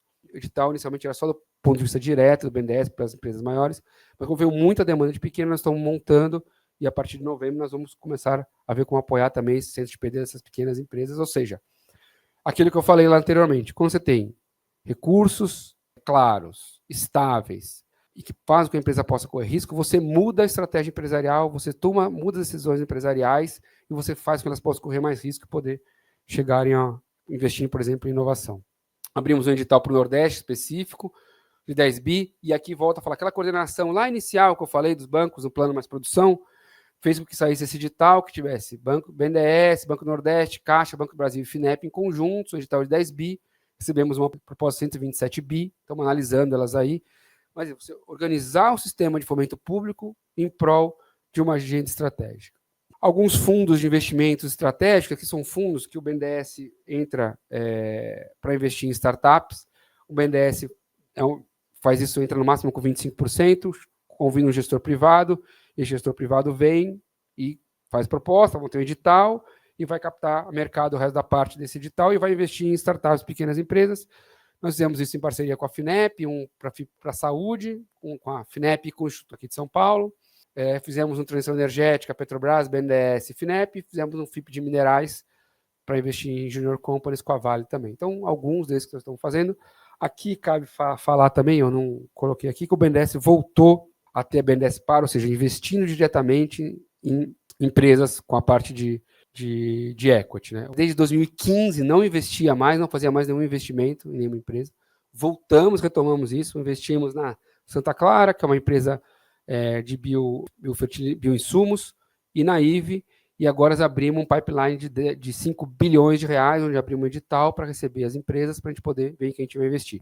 A gente tem desinvestido de algumas empresas maiores, que não precisam continuar, e o que a gente tem desinvestido, nós estamos buscando investir em novos parceiros, com foco em inovação, né, inovação tecnologia e nessa agenda verde. E estamos olhando desde pequenas empresas, startups, até empresas maiores que precisam crescer.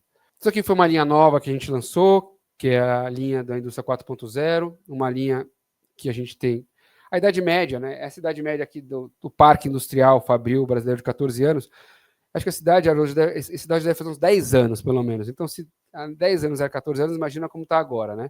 Com tecnologia velha, antiga, o Parque Industrial está muito defasado, então nós abrimos essa linha de 10 bilhões, com taxas ali a partir de 7,5% ao ano, para apoiar o setor empresarial para essa agenda de 4.0, a questão de máquinas, equipamentos. Estamos agora, já apoiamos em menos de um mês, 1,3 bi, e estamos investindo cada vez mais nessa agenda estratégica. E só para terminar, o Brasil Soberano, né, que é a linha para ajudar as empresas que sofreram com tarifaço. O governo tem reagido muito bem a essas agendas emergenciais, reagiu muito bem à agenda do Rio Grande do Sul, né? O BNDES emprestou mais de 20 bilhões de reais, se for botar os fundos garantidores, quase 30 bilhões de reais para as empresas no Rio Grande do Sul, e agora a mesma coisa com as empresas que estão sofrendo com o tarifaço, sempre bom ressaltar, um tarifaço unilateral, sem nenhuma motivação econômica. Foram 40 bi, dividido em 3 públicos, que é quem foi mais atingido, quem foi mediamente atingido e quem foi menos atingido. Não são detalhes, né, que eu acho que aqui não... E aí criamos algumas linhas de investimento, bens de capital, giro emergencial e giro de diversificação. Ou seja, o giro de diversificação, por exemplo, é para quem quer achar novos mercados para exportar. Então, taxa de juros mais baratas aqui para quem quer investir. Giro emergencial tradicional, uma taxa de juros mais cara. Isso aqui, uma taxa intermediária. Mas juros mais caros significam o menor juros 6%, o maior 10%, já com os spreads, com todos os custos, ou seja, baratíssimo, porque é um momento estratégico. Bom, de forma geral, era isso que eu tinha falado, que já me estendi mais que meu tempo, mas eu acho que a questão é essa. Tem uma política industrial sendo colocada, a gente sempre fala que ela não está no fim, ela é um processo dinâmico de construção, de aprendizagem, pegando um estado que foi relativamente desconstruído e que a gente está tendo que reconstruir. É isso. Obrigado. Obrigado, José Gordon. Uma exposição bem detalhada. E, de fato, eu acho que nós vamos ter que fazer, em algum momento, um seminário sobre essa tentativa de desconstrução do Estado brasileiro nesse período Temer e Bolsonaro. Não é? Eu acho que as pessoas não têm muito noção das dificuldades que as várias instituições públicas, os bancos públicos, os ministérios, as agências, né, todas tiveram para reconstruir, porque não é só uma questão de reconstruir capacidades, mas também de reconstruir relações, porque você perde essas relações. Uma instituição como o BNDES, por exemplo, né, isso é muito importante. E não é trivial você reconstruir as relações e a credibilidade dentro da relação.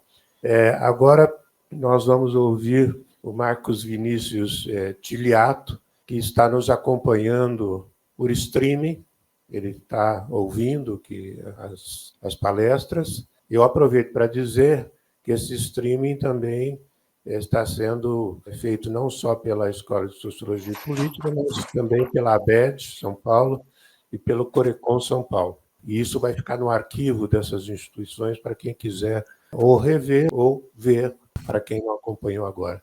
Então, por favor, vamos colocar aqui na tela o Marcos Vinícius Tiliato, que é diretor do Brasil no Banco Mundial.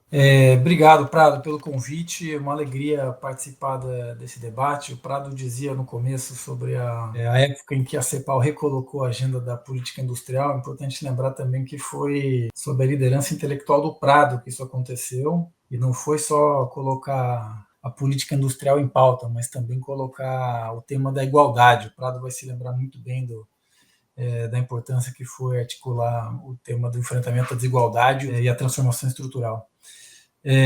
Cumprimentar também o Ricardo Carneiro, que também foi, enfim, meu chefe. O Prado foi meu chefe na CEPAL, o Ricardo Carneiro também foi meu chefe na época do BID, e também foi o meu orientador na tese de doutorado. Cumprimentar também o Gordon, que foi meu colega do mestrado. Então, a mesa só entre amigos, é uma pena eu estar à distância. Espero na próxima vez estar presente com vocês.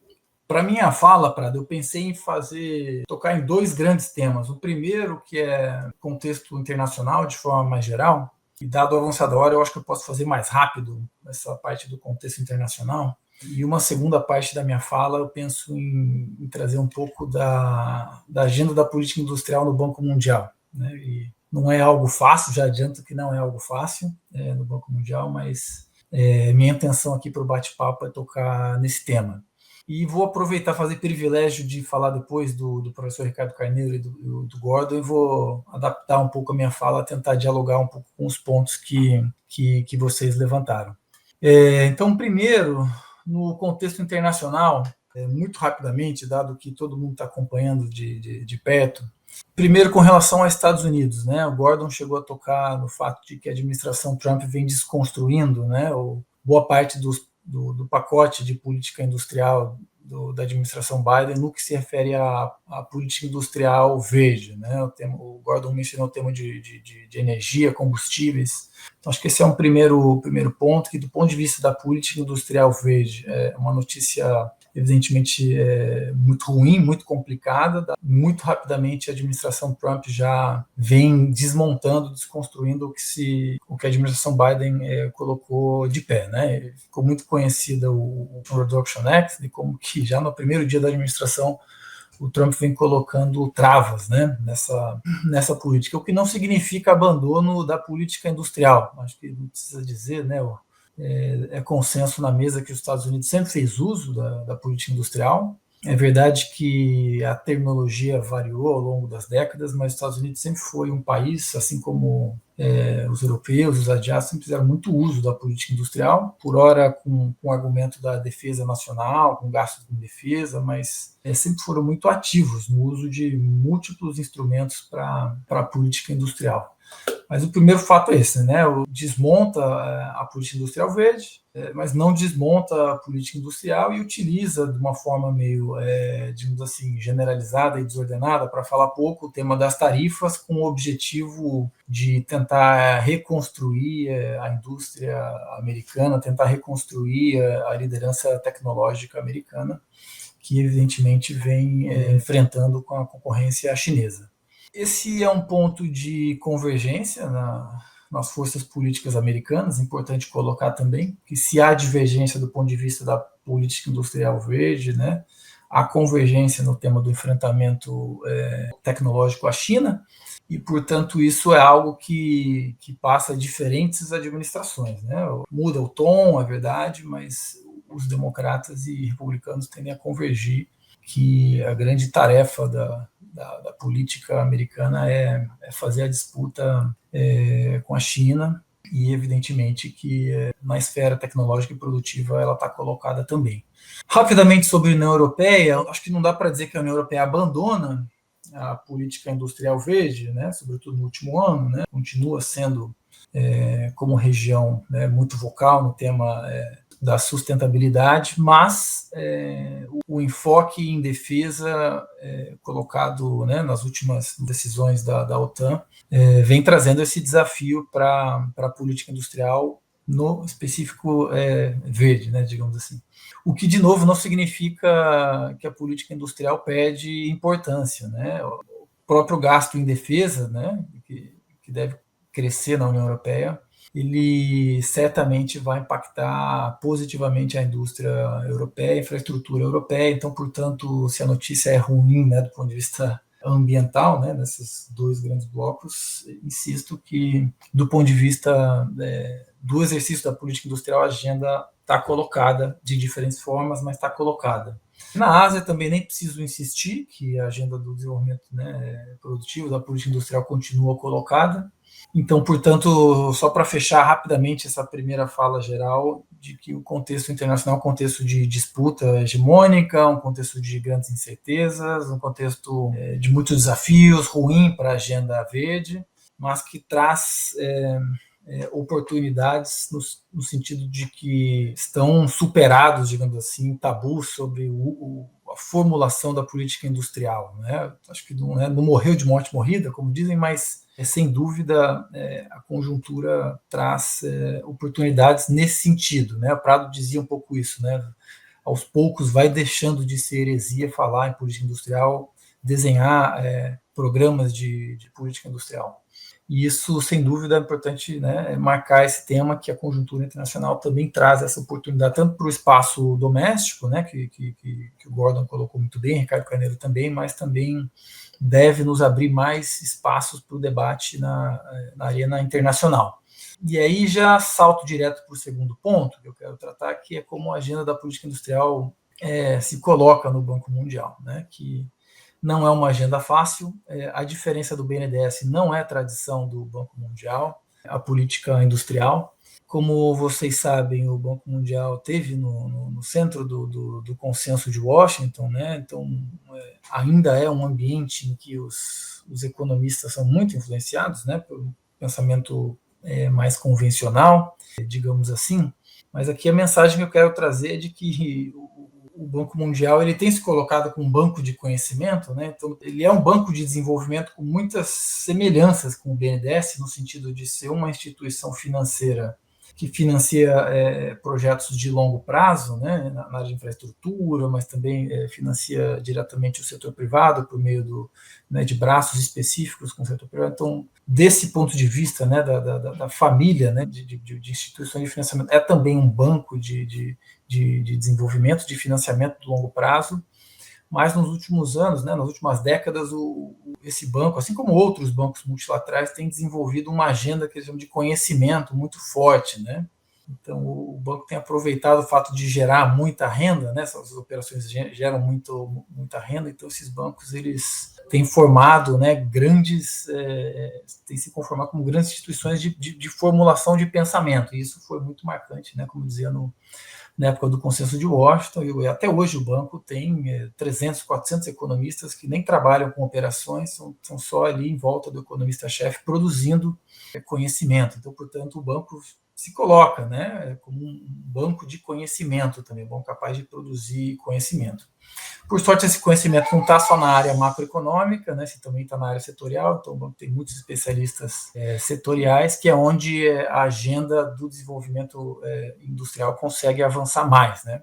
Então, quero marcar também essa diferença no banco. Então, se bem é verdade que não é tradição, né, entre os economistas, né, que trabalham com conhecimento, né, do Banco Mundial promoverem a política industrial como uma boa prática, digamos assim, a gente tem conseguido avançar mais na agenda operacional, que é uma agenda que responde mais às demandas dos países, né? O banco, como uma instituição de financiamento, ele tem que prover financiamento aos seus clientes, então justamente o fato dele ser necessariamente em algum grau orientado pela demanda, então a demanda dos países vem produzindo, digamos assim, com que o banco tenha avançado na agenda operativa, na agenda operacional, com alguns resultados em área de política industrial ou algum grau análogo à política industrial. E a partir daí, nos últimos anos, o banco tem se tornado um espaço mais plural, digamos assim. Não vou dizer totalmente plural, mas com algum grau de pluralidade. Então hoje nós temos no Banco Mundial algumas equipes com um conhecimento mais Nelson-Peteriano, né, para dialogar com o Gordon. Então temos alguns colegas que vêm trabalhando, né, na agenda de conhecimento, perspectivas mais heterodoxas, digamos assim, e a partir disso entregando, né, produtos aos países que vêm demandando a estruturação desse tipo de políticas. Mas, insisto, o banco segue sendo um espaço em que não é a tradição do Banco Mundial trabalhar para o industrial, é um desafio nosso, digamos assim, nossos países em desenvolvimento, e tornar o banco mais plural e mais apto a responder às demandas específicas e contribuir para o nosso desenvolvimento. Um outro tema que eu queria destacar aqui, falando um pouco sobre o programa do banco com o Brasil, tá? E quero aqui, acho que o Prado, né? O Ricardo também, o Gordon falou bastante sobre o tema da reconstrução, né? E esse desafio também esteve colocado aqui para a gente, né? Em diferente medida, digamos assim, mas só para dar uma ideia de ordem de magnitude. Na época da gestão do Temer, sobretudo do Bolsonaro, o nível de aprovações do Banco Mundial para o setor público girava em torno de 500, 600 milhões de dólares por ano. No ano fiscal anterior, o Banco Mundial tem essa dificuldade que trabalha com o ano fiscal, né, da contabilidade americana. Então, o ano fiscal termina em junho, né? Então, no ano fiscal passado, né, essa média de 500, 600 milhões, ela já havia saltado para 2 bilhões de dólares de aprovação. E no ano fiscal que terminou junho desse ano, a gente aprovou quase 4 bilhões de dólares, né, para o setor público. O Ricardo Carneiro vai lembrar que na época do BID, a gente comemorava 2 bilhões e pouco de aprovação anual para o setor público brasileiro. E no Banco Mundial, no ano passado, a gente fez o dobro disso. Então, saltamos de um patamar de 500 milhões, que é muito baixo, chegamos em 4 bilhões no ano fiscal que terminou em junho, e no ano fiscal de agora, que termina em junho do ano que vem, esse montante vai chegar a quase 7 bilhões de dólares. A gente tem já no pipeline 6,8 bilhões de dólares para o setor público nesse ano fiscal. Então, assim, um crescimento exponencial que vem também em linha com o que dizia o Gordon, né, da reconstrução das instituições, e nesse caso da reconstrução da relação do Brasil com o Banco Mundial, uma relação que havia sido muito afetada, um programa muito reduzido. E aqui, esse é um número agregado, obviamente, não, boa parte disso vai para a infraestrutura, não tudo isso vai para a política industrial ou desenvolvimento produtivo, num conceito mais amplo, que o Prado eu sei que não gosta. Mas eu quero destacar que esse programa está em torno de alguns pilares, e um desses pilares é o da produtividade, a produtividade ligada diretamente à transformação ecológica. Então, a gente tem feito um esforço de que a programação do Banco Mundial com o Brasil esteja articulada em torno desse pilar, que é o que o ministro Fernando Haddad e o governo brasileiro tem estruturado como o plano de transformação ecológica que o Ricardo Carneiro apresentou em primeiro. E aí temos conseguido sucessos relativos, né, nesse programa, né, nessa ordem agregada de magnitude que eu comentei. Muita operação, no que se refere à manufatura, operações em eficiência energética. Bom, me esqueci de falar também esses números que eu comentava eram do setor público, tá? Do setor privado, no ano fiscal passado, por meio do IFC, né, que é o braço do Banco Mundial para o setor privado, as aprovações com mobilização somaram mais de 11 bilhões de dólares no ano passado. Também vem um crescimento exponencial, e nesse ritmo o Brasil muito rapidamente pode se tornar o maior cliente global do IFC, né, com as operações do setor privado. Hoje segue sendo a Índia, mas nesse ritmo de crescimento a gente poderia chegar a ultrapassar a Índia e o Brasil se tornar o maior cliente global do Banco Mundial com operações no setor privado. E boa parte dessas operações em matéria em energia, em eficiência energética, descarbonização de cadeias, projetos muito interessantes no setor de cimento, no setor de aço, não necessariamente ligado à manufatura, mas à base energética desses setores que são muito intensivos em energia. E aí, como eu dizia, articulando com a agenda da transformação ecológica. Alguns outros exemplos também. Voltamos a trabalhar com bancos públicos, né? O Gordon tinha uma tabela com todos os bancos públicos. O Banco Mundial estava há mais de 10 anos sem fazer funding para os bancos públicos brasileiros. Já aprovamos uma garantia, né? Pela agência de garantias, a gente fez uma garantia com o Banco do Brasil de 1,2 bilhão de dólares, e com essa garantia o Banco do Brasil conseguiu fazer funding, né, com bancos privados, né? Então nesse caso foi um instrumento de garantia, mas 1,2 bilhão, uma só operação.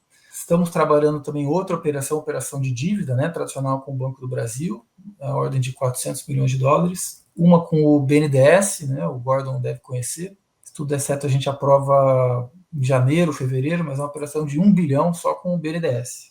De novo, o Banco Mundial estava há mais de 10 anos sem trabalhar com os bancos públicos. E estamos também em diálogo com a Caixa, para que o Banco Mundial possa ser um parceiro importante da arquitetura de bancos públicos brasileiros, né, fazendo funding, e o funding com a natureza que o Ricardo Carneiro colocou, né, financiamento de 25, 30 anos, com 5 anos de carência, e um spread o mínimo possível. Né, o pricing, né, do banco ele é basicamente a SOFR, né, que é a taxa de juros internacional, e um spread mínimo que permite ao banco fazer o alongamento de prazo.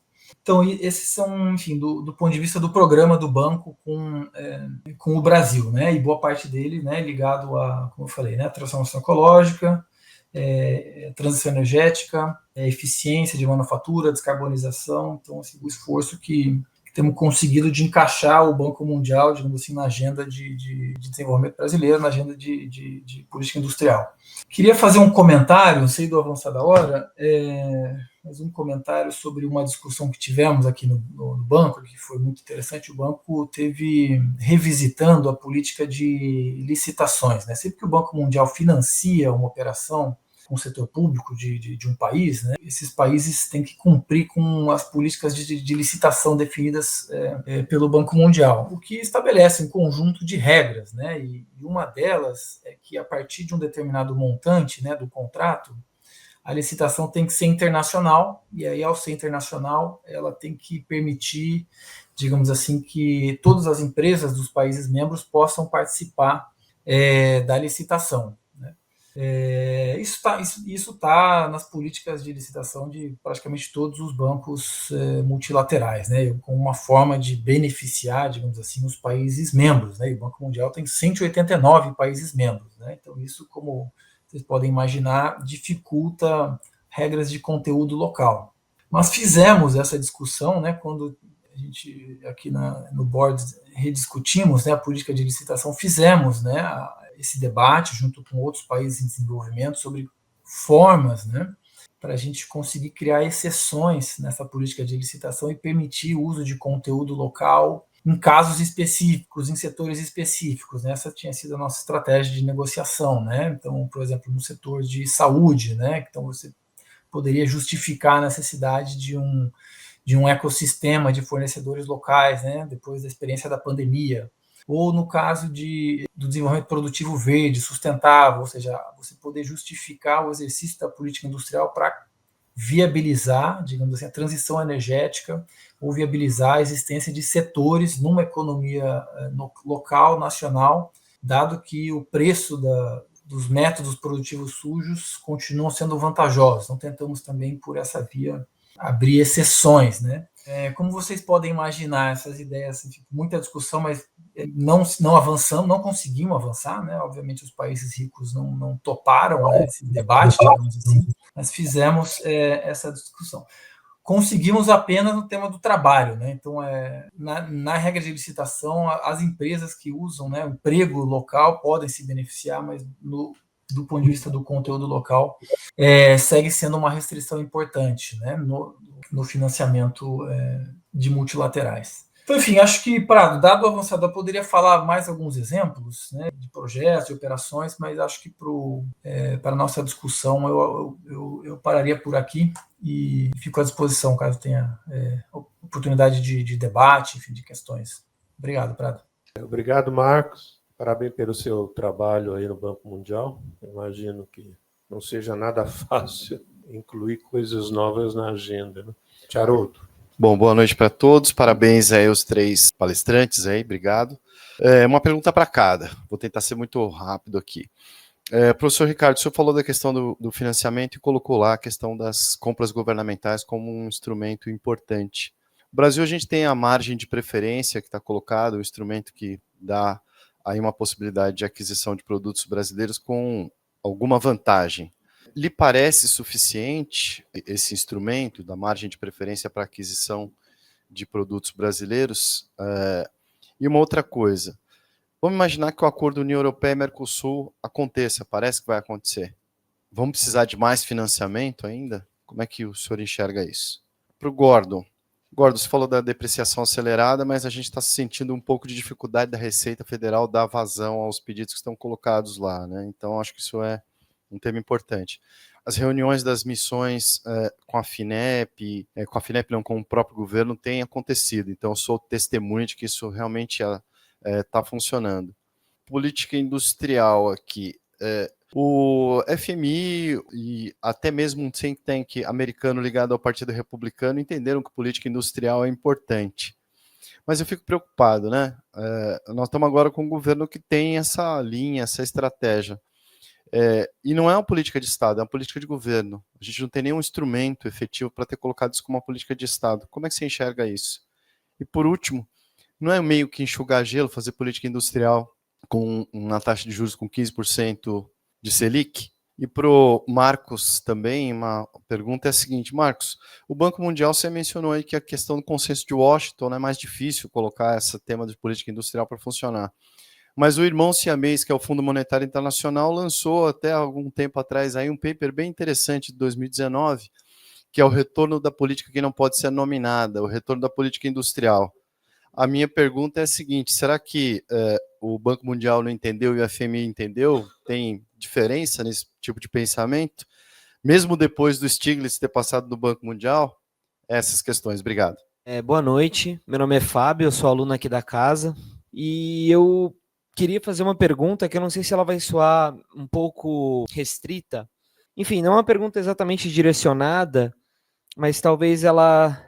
Enfim, talvez seja direcionada mais para o Gordon e para o Carneiro, né? Eu queria fazer uma pergunta a respeito das PPPs e como é que as parcerias público-privadas estão sendo encaradas nesse universo de industrialização, de financiamento, PPPs internacionais, como é que isso está sendo, enfim, observado, se está ou não em pauta, assim, pensando o setor energético especificamente. Obrigado. Obrigado, Fábio. Eu vou responder a tua pergunta, e antes fazendo um pouco uma referência aqui a uma questão que eu acho que é importante, né? A minha dificuldade de enxergar. Quando você me pergunta sobre o específico, eu consigo enxergar. Quando você me pergunta sobre o geral, eu não consigo enxergar. Eu acho que é essa a minha cobrança em relação à questão do plano. O primeiro, por exemplo, que é uma coisa impressionante, tem uma transversalidade entre as duas políticas, entre a nova indústria Brasil e a transformação ecológica, tá certo? Com graus de formulação, de acompanhamento, de metas completamente diferentes, tá certo? Completamente diferentes, né?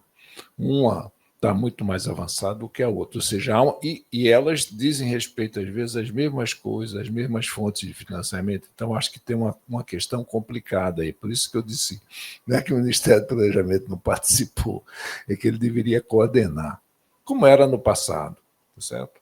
O segundo ponto, na ótica da coordenação, né, que é importante, o Gordon falou, você nunca teve uma coordenação entre bancos, né?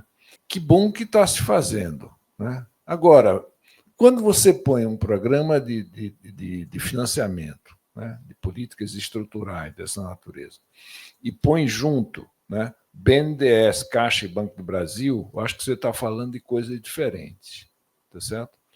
Porque o BNDES tem expertise, tradição, conhecimento, tá certo? Porque é essa a questão.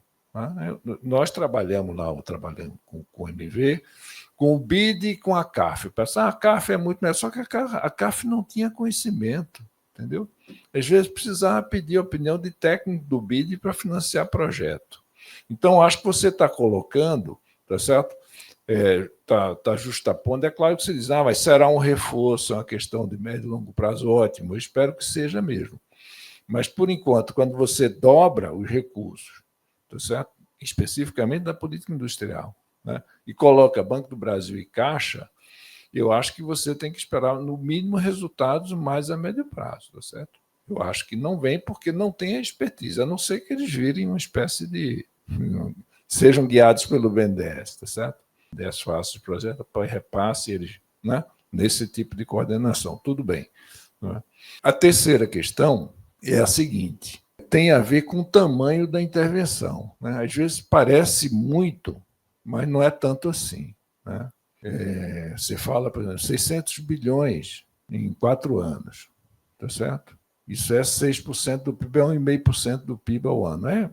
É dinheiro razoável, tá certo? Para você intervir na formação de capital, digamos assim. Né? Isso seria 10% da formação bruta de capital da economia. E a minha pergunta é a seguinte, o BNDES não está sobrecarregado nesse negócio? Os outros bancos vão conseguir dar conta disso? Porque o BNDES é um banco que está rodando em torno de 1% do PIB, tá certo? 110 bilhões. Vai ter que financiar 75 só da política industrial. E o financiamento tradicional do banco? Tá certo? Como é que compatibiliza isso? Para mim é uma questão super importante. Eu vejo isso como um problema a ser enfrentado. Né? E aí você diz o seguinte, a sua política de compra governamental do Acordo Brasil, né? A política de data center, tem um conjunto de questões aí que são importantes, que podem estar em conflito com a tua política prática. Né? Por quê? Suponhamos, quando eu tomo dinheiro do FAT e alavanco em cima disso, tá certo? Eu pego dinheiro do FAT, que é um dinheiro barato, bom, o dinheiro do FAT não tem vinculações, muito poucas vinculações. Quando eu vou para os fundos, e o BNDES tem dependido mais desses fundos internos mesmo, os fundos setoriais, você já tem vinculação, você atua como intermediário, tá certo? Você aloca o recurso, tá certo? Para a linha, porque é obrigatório, é mandatório, tá certo? Isso vale também para os fundos estrangeiros. Isso vale também para o dinheiro que o MV está mandando para a gente aqui, tá certo? As chamadas condicionalidades. Então, o que é que eu estou querendo dizer? Se você não tem o padrão de financiamento com flexibilidade, tá certo? Você perde direcionamento. Então, você, em algum momento, não estou dizendo que já haja, mas você pode criar conflito com a tua própria orientação de política, tentando responder de uma forma mais geral a tua pergunta. Entendeu? E essa é a minha preocupação, tá certo? Porque, no fundo, tem um problema de restrição fiscal e macroeconômica. É com isso que a gente tem que trabalhar. Parte delas autoimpostas, parte que depende das opções que você fez nos últimos 10, 15 anos. Entendeu? Então, esses são os meus pontos, reconhecendo que estava tudo desmontado e que você está tentando remontar, está indo, tá certo? Em algumas áreas mais avançando mais rápido, em outras menos e tal, mas as dificuldades estão aí. E essa coisa do conflito entre as políticas, né, e a tua forma de financiamento é um dado, tá certo, que pode se manifestar em algum momento. O nível da discussão lá, porque não é à toa. A exigibilidade, condicionalidade fazem parte desse tipo de financiamento, sobretudo se você vai depender mais de financiamento externo, não de mercado. Né? Então, essa é uma questão importante. Cara, sendo bem objetivo e rápido aqui, eu vou discordar de você com relação que é só uma política de governo. A ideia do plano mais produção é exatamente ser uma política de Estado, tá? É exatamente isso que ele foi montado. Eu tenho falado isso para todos, os empresários e associações empresariais, federações. Hoje, porque é o seguinte, se é para falar de defesa comercial, você sabe a hora que eu for fazer defesa comercial do setor, o outro setor vai brigar. Porque a indústria é diferente do agro, né? A semente é igual para todo mundo planta, acabou, né? No setor industrial é diferente. A hora que você taxa um, pacta o insumo do outro, o bicho pega. Né? O financiamento, de certa forma, não que eu concorde com isso, mas é uma política mais horizontal. Então, vocês têm aqui um instrumento que está sendo criado agora pela primeira vez, que pode ser melhorado, pode ser aprimorado, blá, blá, blá, mas para vocês lutarem. Eu quero que todo ano tenha recurso, todo governo coloque recurso no plano mais produção. O plano Safra, quando começou lá, atrás, em 2003, com o presidente Lula, se você fizer a valor presente, é menos do que os 600 bi que estão aqui. É claro que isso tem que aumentar, mas é o início. Eu tenho falado assim, é aqui que vocês têm que lutar, porque aqui é uma agenda estratégica de financiamento. Você está organizando os bancos públicos, colocando para trabalhar, a BNDES criando linha, e vocês precisam ter uma agenda. Essa agenda vocês podem ir para o Congresso, quando tiver a briga por orçamento, falar, eu quero recurso no Fundo Clima para a indústria, eu quero garantir a terra do BNDES, eu quero garantir o dinheiro da FINEP, mas vocês precisam ir lá no Congresso brigar por isso. Hoje vocês têm ali. Agora, estou falando vocês porque é por causa da BIT, né? Você entendeu o que eu estou te direcionando. Agora, vocês estão fazendo isso? Sendo bem honesto, não estão. E aqui é uma crítica que eu faço, eu falo isso para o próprio Alban, falo isso para o Josué. O setor industrial não defende o setor industrial, entendeu? Eu, às vezes, defendo mais o setor industrial que o próprio setor industrial. Eu, Wallace.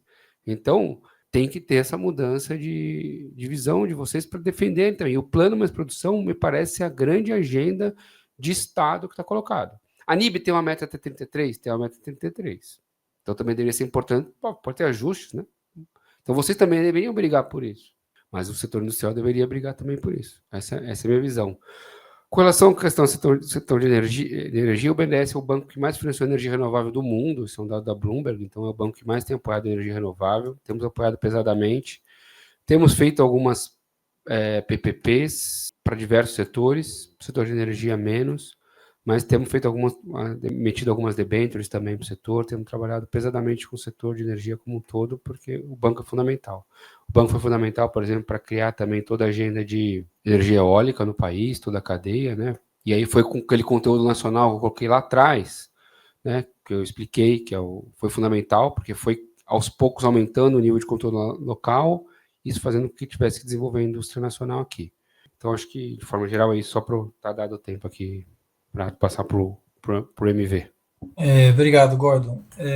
Então, sobre a questão de que o FMI teria avançado mais em política industrial que o banco, bom, primeiro dizer que eu não falo em nome do Banco Mundial, então, portanto, posso com certa liberdade também criticar o banco. O meu trabalho, na realidade, é o de representar o Brasil e mais 8 países membros no board, né? E de forma construtiva, coletiva, tentar mover a instituição para aquilo que nós entendemos, né, ser o mais adequado. Essa é a disputa, né? Enquanto no BNDES tem um dono só, não é, Gordon? Que é o governo brasileiro. O Banco Mundial são 189 donos. Então isso faz com que o board seja um espaço, o conselho, né, do banco seja um espaço bastante complexo do ponto de vista da formulação e definição de estratégias, né, para a instituição. E eu conheço o paper, né? O paper ele mapeia, digamos assim, né, a reincidência, né, da terminologia política industrial e o exercício da política industrial, mas ele é mais ele é como se fosse um texto para discussão, né? Ele não reflete a visão da instituição, também não reflete a visão do board do FMI e muito menos se reflete nos programas do fundo, né? Com os países que estão passando por ajuste, né? E aí vocês podem revisar um pouco o programa da Argentina, vocês vão ver que não tem recomendações no ajuste argentino ligado a isso. Então, é importante a gente não esquecer que é um paper muito interessante, mas é um texto para discussão, digamos assim, né? Não é um alinhamento estratégico, né, da instituição ou algo do tipo. E na minha fala eu tentei colocar isso, que o Banco Mundial não é uma instituição que tem a tradição, né, da política industrial, mas é um espaço em disputa, né? Tentei fazer uma fala nesse sentido, né? E a gente tem tentado, de forma pragmática, aproveitar dos espaços de conhecimento e operacional para que o Banco Mundial seja também, do ponto de vista da política industrial, um parceiro do desenvolvimento brasileiro, um parceiro do desenvolvimento dos países da América Latina, e essa tem sido a nossa estratégia, conseguir a operação com o BNDES, com o Banco do Brasil, infraestrutura resiliente, no financiamento do aço, do alumínio, né, do setor privado especificamente, né, a gente conseguir, digamos assim, com que o financiamento barato e longo do Banco Mundial possa beneficiar a estratégia de desenvolvimento do Brasil, que está centrada na transformação ecológica, na inclusão social, no enfrentamento às desigualdades. Então, assim, o trabalho, né, nosso ele gira um pouco em torno disso, conhecendo os limites, né, do instrumento, né, os limites, né, do Banco Mundial, tentar reorientar estrategicamente onde for possível, montar as coalizões onde for possível para essa reorientação e, do ponto de vista operacional, fazer um uso inteligente dos instrumentos que estão à disposição. Obrigado, Marcos. Eu queria agradecer a participação sua, Marcos, pela disponibilidade, do Ricardo Carneiro, do José Gordon. Agradecer a presença de todos vocês, do nosso presidente Ubiratã, presidente do Conselho Superior da escola, e a todos vocês que estão aqui. E institucionalmente agradecer à própria Fundação Escola de Sociologia e Política, a ABED, Associação Brasileira de Economistas pela Democracia, e o Corecon São Paulo. Então, boa noite para todos vocês. Obrigado.